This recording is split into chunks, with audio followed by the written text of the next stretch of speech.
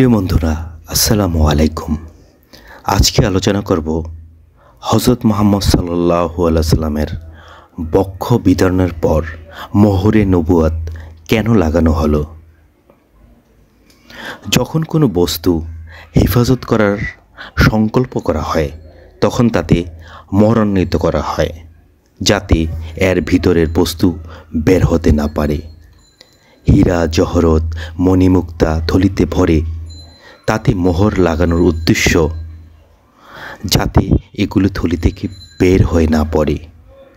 অনুরূপভাবে তার অন্তরকে জ্ঞান ও প্রজ্ঞা দিয়ে পূর্ণ করে দুই বাহুর মধ্যবর্তী স্থানে মোহর লাগানোর উদ্দেশ্য হল সংরক্ষণকৃত সম্পদের কোনো কিছু যেন নষ্ট হয়ে না যায়।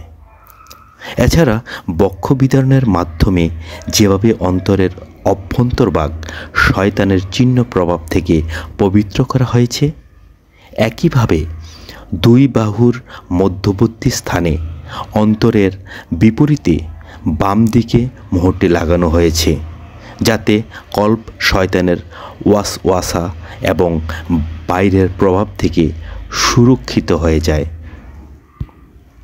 কারণ শয়তান সেই জায়গা দিয়ে কুমন্ত্রণা প্রবেশ করায়।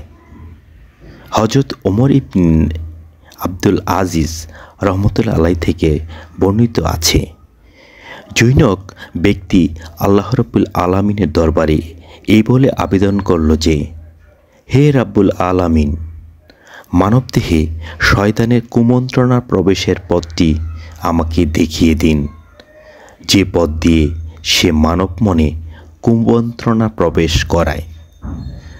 তখন তাকে আল্লাহর পক্ষ থেকে দুই বাহুর মধ্যবর্তী অন্তরের বিপরীতে বাম পাশের স্থানটি দেখানো হয় যে শয়তান এ পথেই আসে, আর বান্দা যখন আল্লাহকে স্মরণ করে তখন সে দ্রুত পিছু হটে যায়।